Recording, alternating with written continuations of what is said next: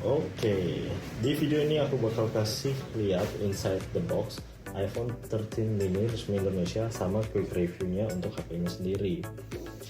Jadi ini boxnya, warnanya merah. Terus untuk spesifikasinya iPhone 13 dengan kabel USB Type-C ke Lightning, adaptor, daya, dan headphone dijual terpisah. Sudah 5G, jadi ini yang kapasitasnya 128 GB untuk HP-nya. Nah, terus inside the box-nya ada, ini kalau misalnya inside the box-nya bakal ini pertama HP-nya. Terus di sini nanti ada kabelnya yang kayak gini, yang lightning ke Type-C. Terus di dalamnya lagi ada ini paperwork yang biasa, sama ada penjelasan produk red, SIM ejector, sama Apple sticker. Produk red ini sendiri itu kurang lebih isinya adalah produk yang bermitra dengan foundation gitu untuk mendukung program HIV atau AIDS atau program kesehatan lainnya yang bisa dicek di websitenya. Terus kita langsung masuk ke HP-nya. Nah, HP-nya tuh kayak gini. Terus dia produk rednya itu ada lagi tulisannya di belakang sini. Mungkin bagi yang belum tahu aja bisa dilihat. Lightning-nya made in China, sudah pastilah. Nah, masuk ke HP-nya. Untuk HP-nya sendiri bisa dilihat di atasnya itu kosong. Terus di sampingnya ada tombol silent. Ada volume, tempat slot SIM. Terus di bawahnya ada ini speaker dengan lightning. Sama di samping sini ada tombol power yang cukup gede. Nggak ada headphone jack, sudah seperti biasa. Terus depannya gini, ini stereo speaker ya di sini, sudah mendukung Face ID.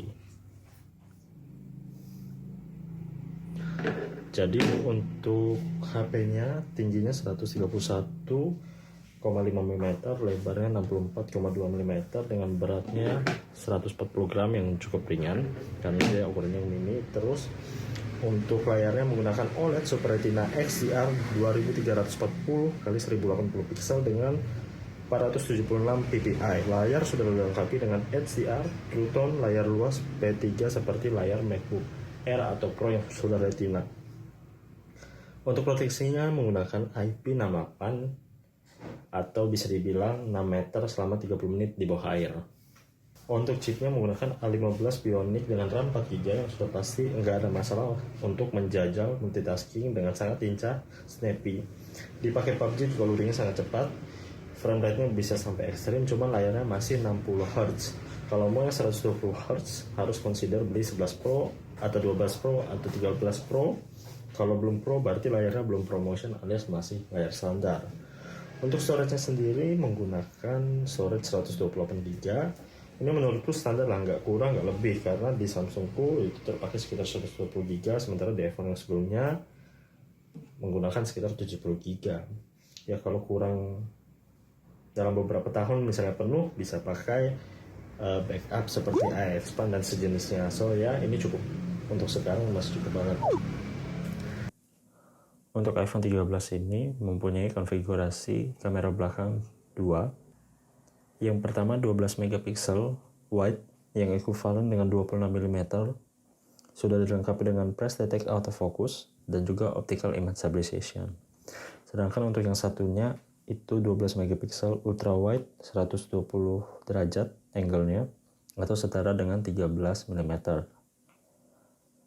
Terus ini ada flashnya dan di sini ada mic untuk stereonya.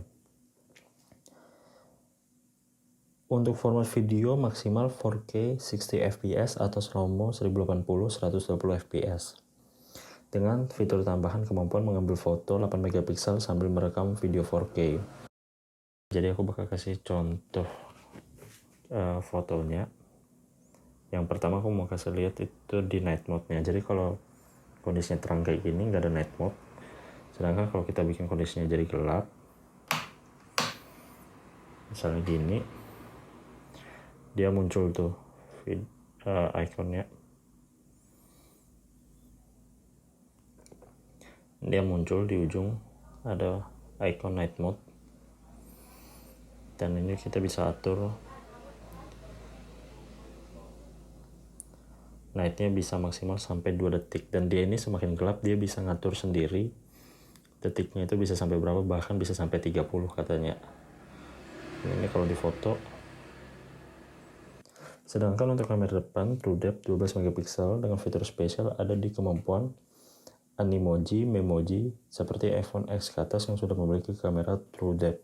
Lalu untuk jaringan ini sudah 5G dengan Wi-Fi 6. Untuk baterainya sudah 2438 mAh dengan fast charging menggunakan adaptor 20 watt atau yang lebih tinggi.